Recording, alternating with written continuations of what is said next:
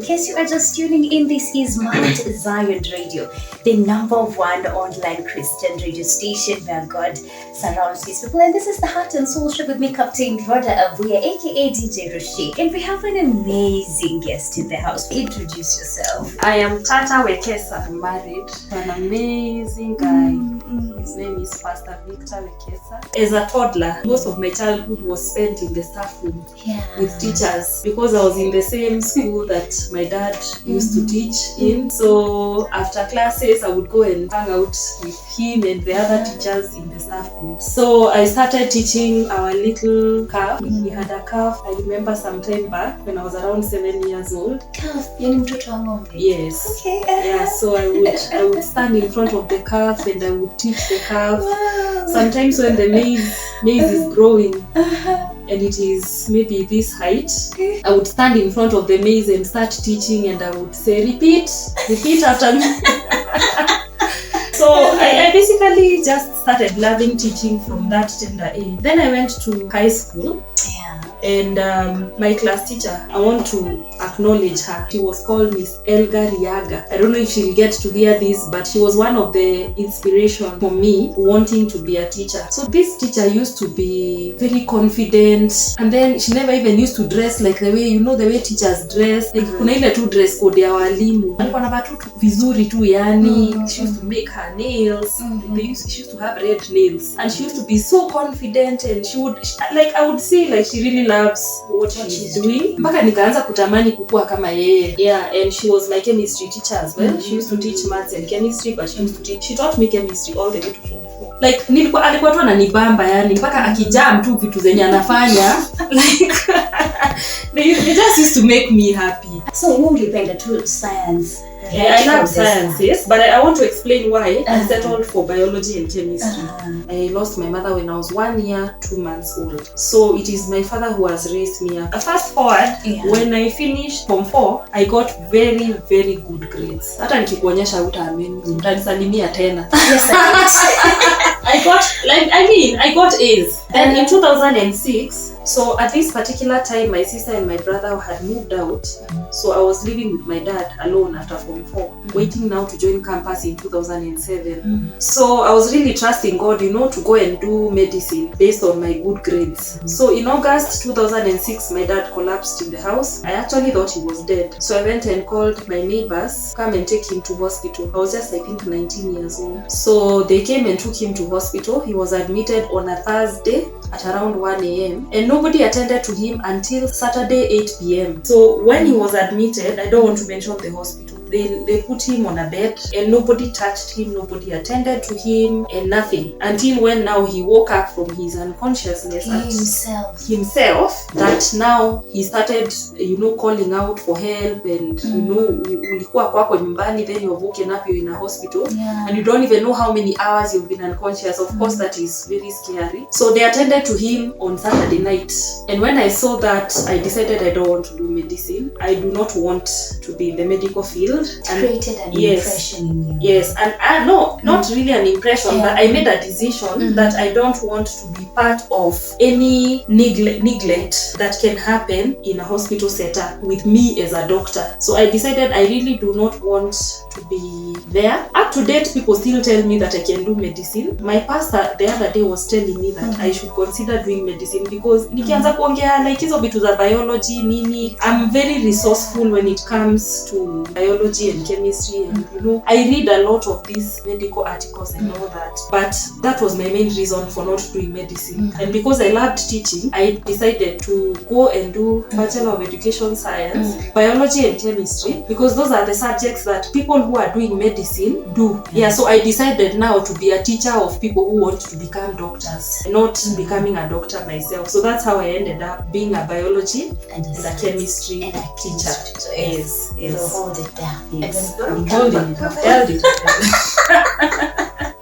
So inspiring. Thank you so much. I also wanted to ask you to talk about the whole Guinness story. For now, I just want you to take us, step by step from 19, your father is in a hospital bed, and then now you decide, I'm not going to work, in the hospital with all these good grades. Now, Maki hapo bado haujajoin campus, sindio?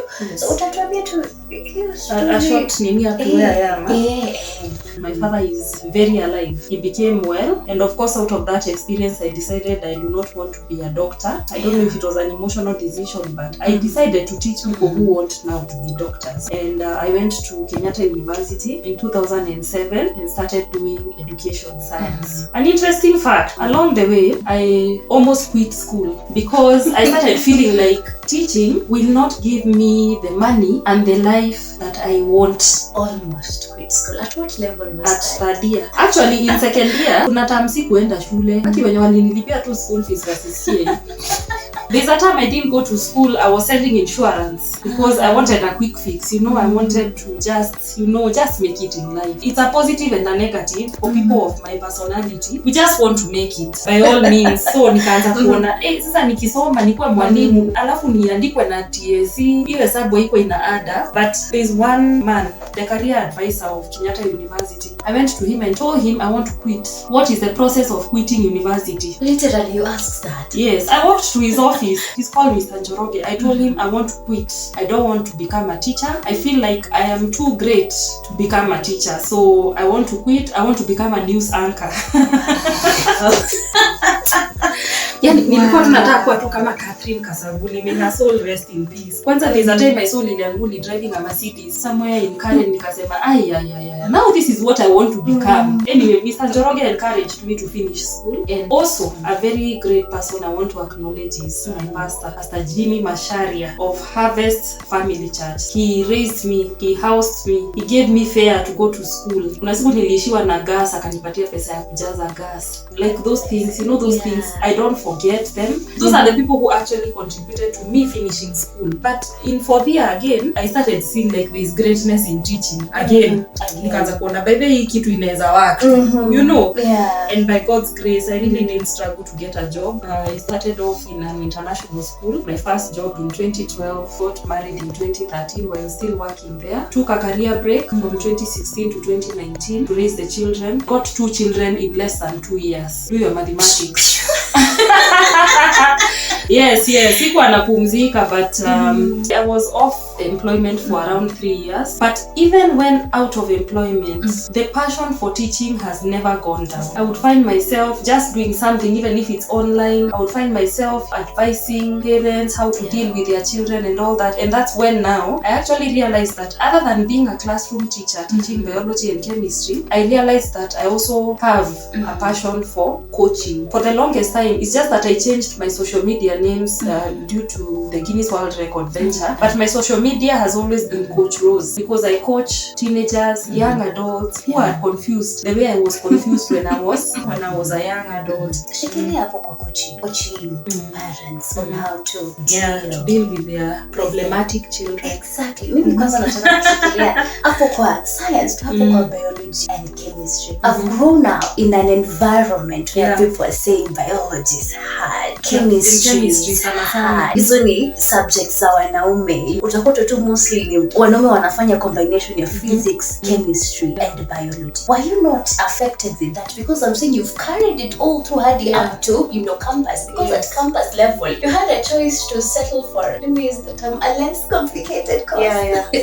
But you still went for Bachelor of Science, chemistry and biology. So what has been the drive? Has it always been a positive attitude towards chemistry and biology? Talk about that. Number one, my father showed me that education is the key. Nowadays, we are showing children that there are other keys. TikTok, influencer, content creation, and all those things. Na pia kuna hizi stories the billionaires who quit schools and they created apps and now they are billionaires. I was not given such options. My father showed me that education is the key and the only key. So in Form 3, when he realized I was playing, by the way, nilikuwa nacheza. By the way, I wasn't weren't those perfect students, and that's why when you come to the school I teach in, my best friends wanakwanga wale watoto naughty. See those naughty children, those are normally my buddies. Wale wa indiscipline, wale wenye hata walimu hawataki kuwaona. Hao ndio wanakuanga, yani I hate them, you know.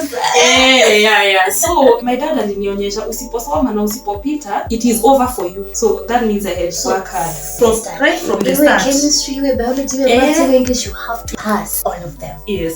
Nakumbuka one time when I was going now to join form 4, father aliniita akanikalisha chini, nimevaa uniform now, I'm ready to leave so that I can go for form 4 first term. Akaniambia, Rose, if you don't get a grade that will take you to university, I will not pay for you the private universities and the privately sponsored program. He told me, I will not pay for you. You go and work, get yourself into campus. If you don't do that, you will be doing menial jobs and you will be married by a boy from this village. Mimi nikiimagine ati naweza olewa nao maboy wa nini wa Kabazi na Guru wenye tuligrow now. It also motivated me. The other thing that motivated me was my teacher, Miss Elga Riaga. She showed me that you can actually slay as a teacher. You can be confident as a teacher. At one point she even used to come to school with a car. Unajua walimu hizo siku walimu wako wanaendesha magari. At that point, at my level of thought, that is actually what used to, hiyo ndio ilikuwa inanibamba, the life I desire. So for sciences, I was good in biology, but I wasn't very good in chemistry. And I knew the system of education, the 844, if you fail in one subject, you're doomed. So I knew this subject, I don't have an option but to pass it. So I teamed up with my friend, she was called Olivia Gatwiri. Olivia ndiye alikuwa ananionyeshanga chem. We used to do group work with Olivia. Other than now my teacher teaching me chemistry, Olivia ndiye alinisaidia nikaiva chem. I got an A in chemistry. I actually attribute my passing of chemistry not just to my teacher but to Olivia. Olivia alikuwa ameiva chem. We used to do revision and anexplainia na shika, and when the exam came, I walked over that paper like no one's business. So that has been my journey of sciences. So what I can say is how a teacher packages a subject to a student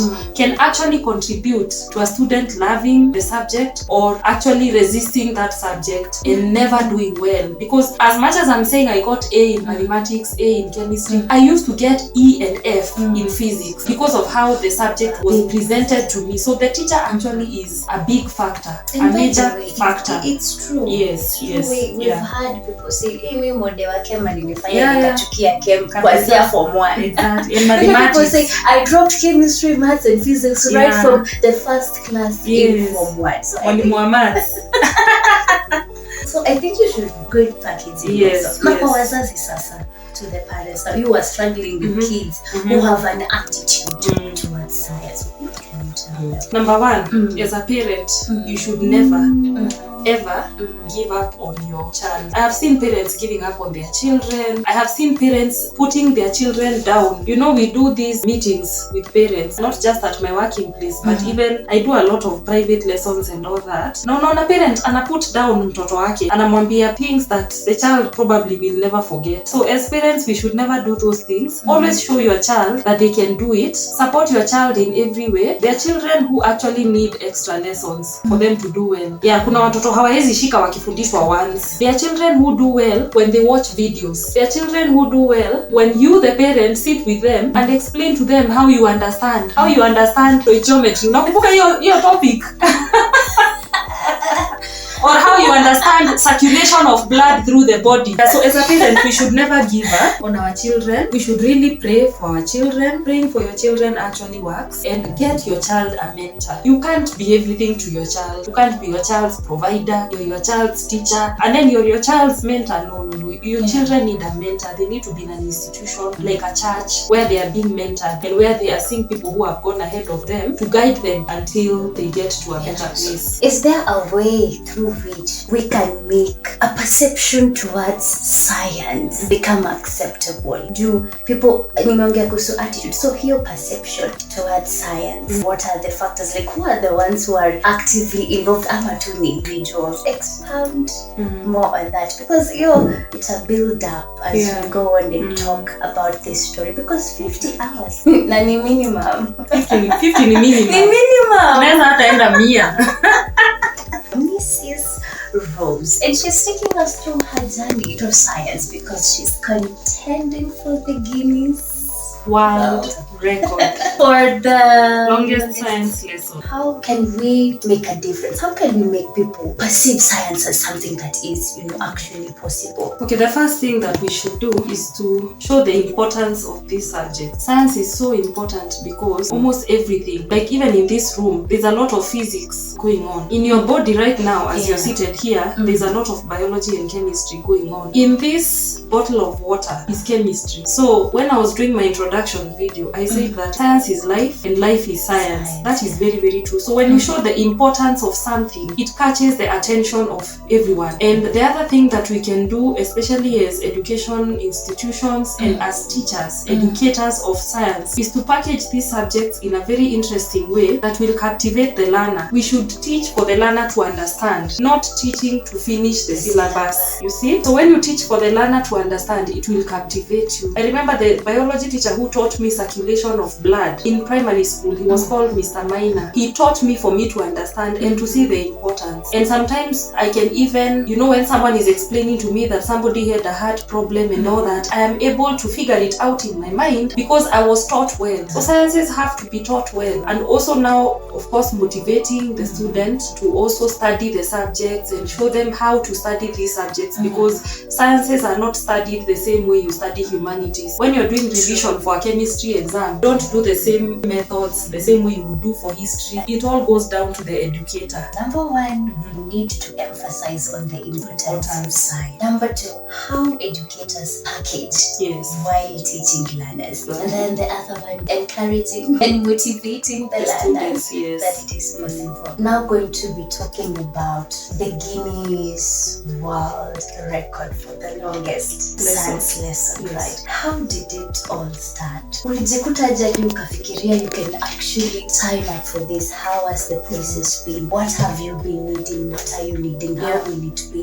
The requirements, the regulation. Take us through how you heard about it. At what point you thought or felt I can actually contest for this? And the people whom you shared it with. Now, I said earlier, teaching is something I'm passionate about. And my personality, sio ile ya kukaa tu kukua comfortable just being a teacher. Because let me tell you, if I was to be comfortable, I can teach even for 30, 40 years. And there will be no impact. So I was at a point where I was wondering, how can I make impact outside the four walls of a classroom? Other than just teaching biology and chemistry, how else can I make impact? And I've always wanted to be known as icon of education in Kenya. I realized the impact that I want to make, I cannot make it if I am not known. So I started desiring to be known. To be honest, I did not know about the Guinness World Record until the Nigerian chef Hilda Basi did hers. I've always known Guinness World Records are for people with interesting traits, like people with the longest nails, people with the most number of teeth, such things. But I've never known that you can actually set a record in your area of profession. So when I saw her doing it, I told myself, this is what I've been waiting for because I want to be known for this one thing. Once I am known, I can now make the impact that I want to make through other means. Because let me tell you, you cannot make an impact if you're not known. If your voice is not heard out there, you'll have so much in you, big treasure in you, but nobody knows about it. I actually want to be known worldwide, so I decided to set myself on this worldwide platform and see what comes out of it. I realized I write very good articles. Facebook reminded me of an article I wrote, I think in 2021. I write very inspirational things, and that's just wisdom that comes from God in my area of passion, the same passion that God has given me. So I realized that these articles, they don't go anywhere because I am not known. If it was a celebrity posting the same article, it would go viral. So that is what I want, and that is what inspired me to do this. I just want to see a change basically in education. Give us now the scenario you signing up, the people you've shared it with. Now, when I went to the Guinness World Record website and I searched for the record, I wanted to do the longest biology chemistry lesson because those are my areas of study. So I searched, I did not find that record. So I requested for them to make a new record for that. Yeah, I requested them.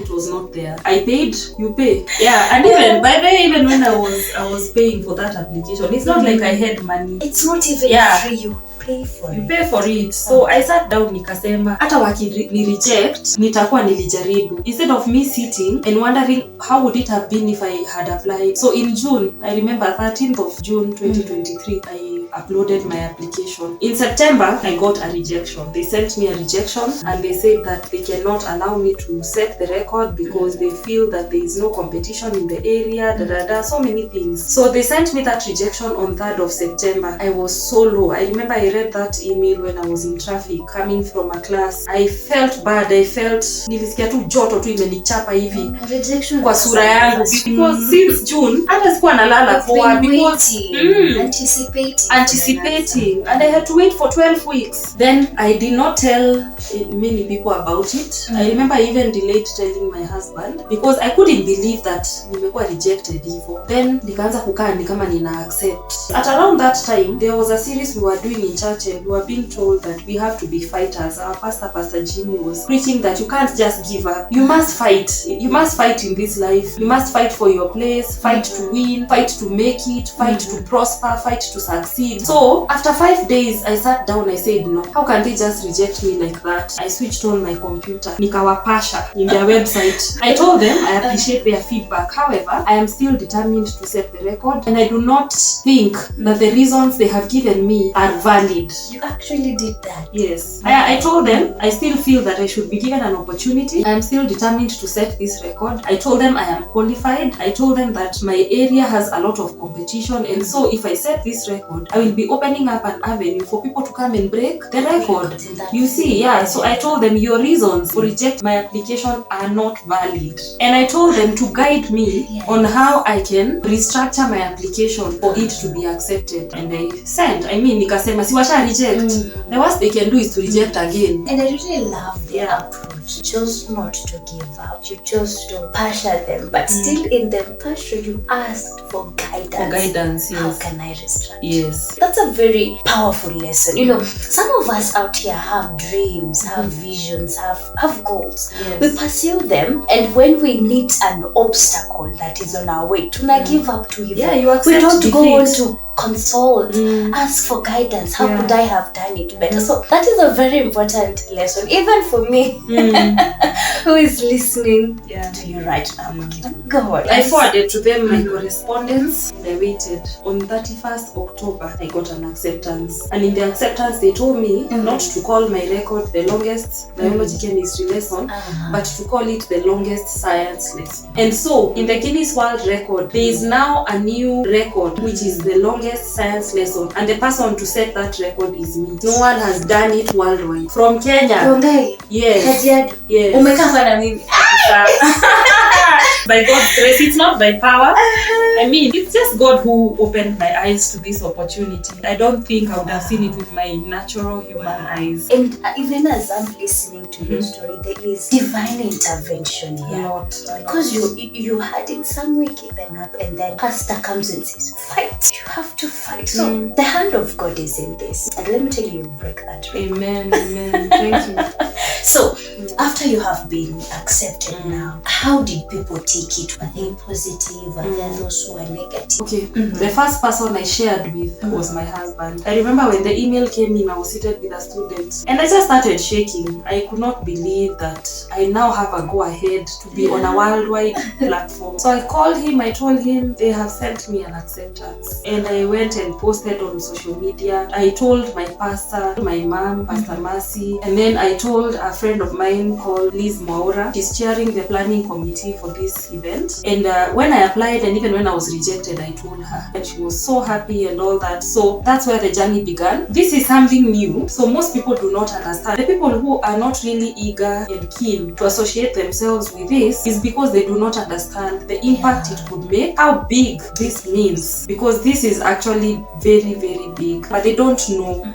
Because it has not been done before. So when I see somebody like looking like they are doubting and all that, I actually don't judge them because they have not yet seen the impact it can make. But after this will be great, both locally and internationally. Yes. So we hold it there for now. And it will be okay if you share with us on how you intend to do this, minimum number of hours.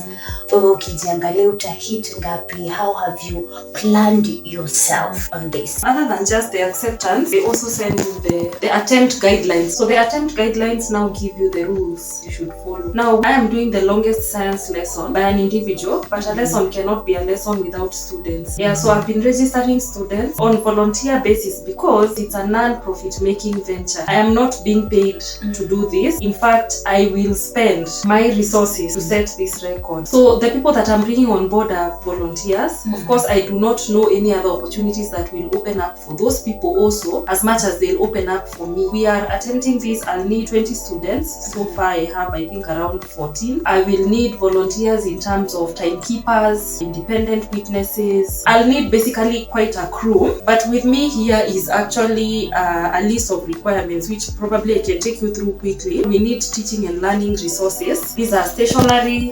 We need to print a lot of handouts, exams. We will administer exams because when you teach, you give exams to do the assessment. And then I'll need things like laptops, science models, reagents for practicals, since we are doing sciences, specimen, and we'll need charts and displays. The other thing is we need a venue. Now, at this point, I'd like to say that we have not yet settled on the venue because the attempt will be from the 13th February 2024, and we have to do it in a school that has a boarding house. Now, unfortunately, the Kenyan system schools will be in school at that time, so we are looking at any international school willing to give us a venue, and of course, it's really going to be beneficial for that institution because it will be also known on a worldwide platform. Yeah, so we have approached several institutions, but we have not yet concluded on that. We need health services, and at this point, I really want to appreciate St. John's Ambulance because they have sponsored the health services. So they will give us an ambulance on standby throughout those number of days, and they will give us medics who will be attending to both the public, the students, the crew, and myself as well. We'll need to be doing triage at least once a day just to check our vitals because it's an endurance attempt. We are pushing our bodies beyond the limits. I appreciate St. John's Ambulance at this point for sponsoring us. It would have costed us over 200,000 if we were to pay for the health services. So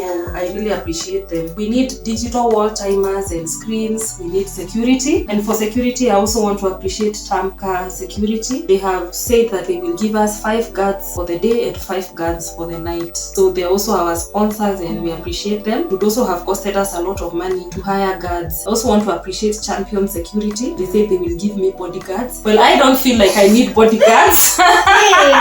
But walisema watanipatia bouncers. Sasa mimi ni nani nikatae? So I appreciate Alex of Champion Security and CEO of Tamka Security, Masi Masharia, for agreeing to sponsor. We need transport to bring in the crew and the students, and also, after the event, they will need to be taken back to their places. Food and drinks for the crew and the students. We are looking at a maximum of 70. If we can get sponsors who are willing to feed the students and the crew for those number of days. So I was given a quotation for food which was around 300,000. So I know that is a check that one person can write for us, and we are sorted when it comes to food. So I'm really looking forward to that kind of support. We need internet coverage. We need branding. We need to do flyers. We need to do t-shirts and hoodies for the students. We also need to do banners and posters. We also have a very big budget for the media because we must collect video and photograph evidence to upload in the GWR website. It is through this evidence that we will be given the title that will actually be declared worldwide as the Guinness World Record title holder. So if we do not submit the evidence as it should, then it can really,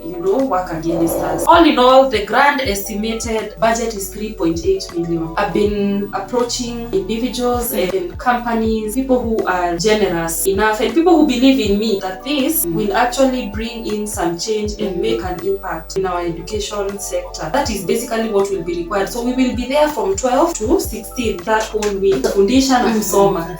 Yes. So in case anyone wants to channel in their contributions they've had and they've been inspired by you, we'll just use... There's my number that I can be reached on. I call it the Guinness World Record number. So anyone who is contacting me for this purpose, they can reach me on +254 748 048 752. I have an email, tatawekesa@gmail.com, and all my social media handles are Tata Wekesa. We also have a partners dinner on 26th January. There's a ticket to buy for you to get into the dinner, which is 5,000 shillings. I'm going to post it on social media. So we have a partners/sponsors dinner for anyone who wants to come and support support in this. It will be at Stedmark Gardens. So now in that event, I'll get to explain more of what even I'll do after the attempt, because it doesn't just end there. The Heart and Soul Trade, we have been having an amazing session with Mrs. Rose Wekesa. You're just blessing me.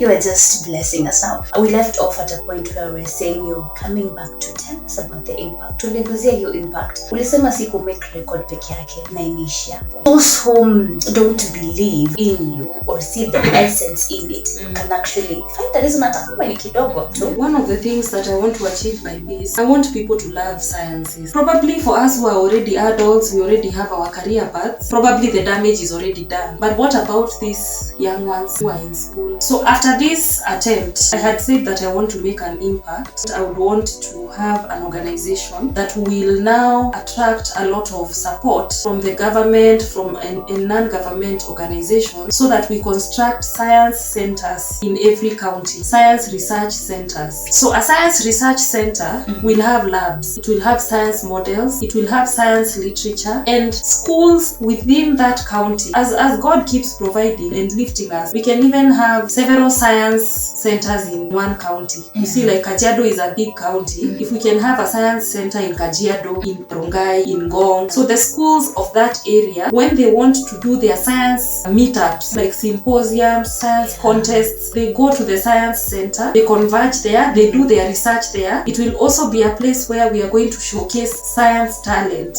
You see, some marginalized areas, some children have never been in a lab, and you do not know the potential that those children have until you expose them to the resources that they require. There are kids who can make amazing things that have science in them and innovations. So it will be a place of researching, a place of displaying talent, a resource center for science. So my aim is to have a foundation or a non-governmental organization that will now work together with other stakeholders and ensure that we have science centers all over the country. And I'm really targeting schools that don't have those kind of resources. I'm not even looking at Nairobi schools, because Nairobi schools, we have labs, we have smart boards, we have all that. What about schools in the rural areas, schools in Kitale, huko ndani, and who have never seen some apparatus? Unaweza pata a student is expected to do KCSE and they have never seen a burette, or maybe they are improvising using other things. Basically, that's the impact that I want to make. So this record attempt is now the beginning. Ndio tumepanda mbegu.